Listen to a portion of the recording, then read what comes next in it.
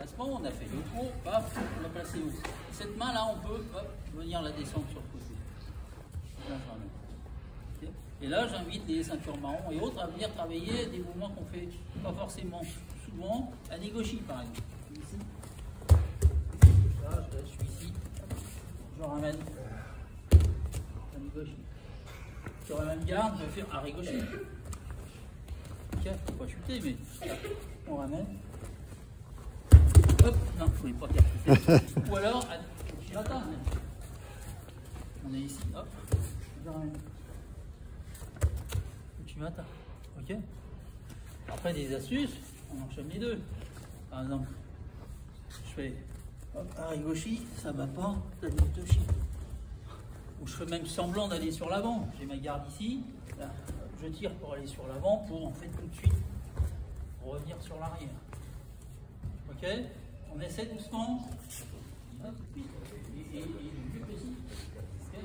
Alors que souvent on a une garde fort. J'ai ma garde forte, normalement il faudra attaquer, puis j'attaque pas, et puis l'autre il recommence, et du coup il se sent en sécurité, il repousse, voilà, ouais, c'est lui qui va attaquer. En fait, pendant 15 secondes, j'ai dépensé énormément d'énergie pour rien. Et ça, au bout de 3-4 minutes, voir le premier combat ça va, le deuxième combat ça va un peu moins bien, et le troisième, il n'y a plus grand chose dans les bras. Si vous avez passé votre temps à tirer, pousser sans attaquer, on a une garde, on attaque. Et on enchaîne. On attaque devant, on enchaîne en arrière. Tout ça c'était pour vous faire comprendre un peu de l'intérêt de, quand vous attaquez vraiment.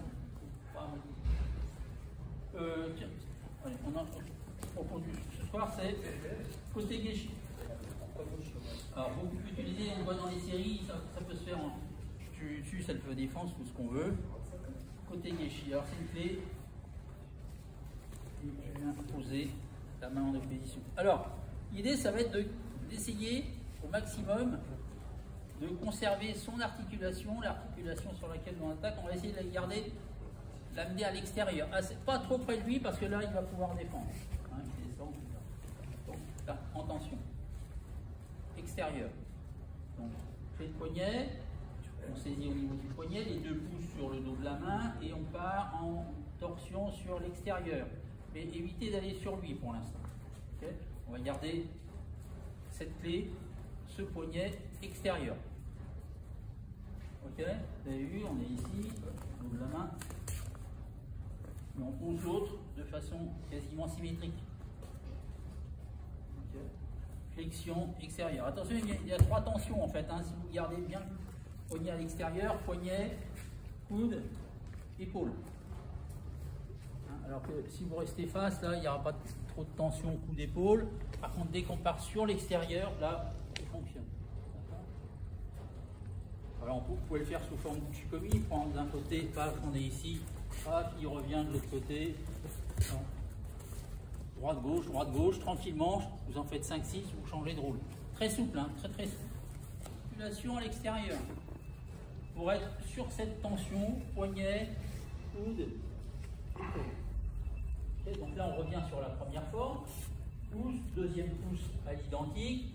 J'avance sur lui à l'extérieur. Je l'amène sur le dos. Je contrôle. Tibia, je contrôle. Et là, je continue la torsion. Ok, d'accord? Juste 3-4 fois, puis on va enchaîner sur pas mal doucement pour bien voir le sens de rotation. Pas vous mettre les coudes et les épaules en vrac. Hein. Ça fait partie entre autres des séries la fin. Hein. Donc au début c'est pareil, c'est hop, là, on revient, donc extérieur, poignet extérieur, j'avance, il va sur le dos, il roule. Donc j'ai rien lâché. Ma position côté geshi c'est la même.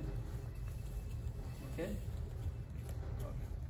On contrôle comme on veut, en fonction de placer la clé, on refait tout doucement. Donc on est ici, hop, c'est avec qui je reviens, j'avance, il roule, je suis. Là, je l'étire un peu, je contrôle. Ok, allez-y tranquillement, là c'est dans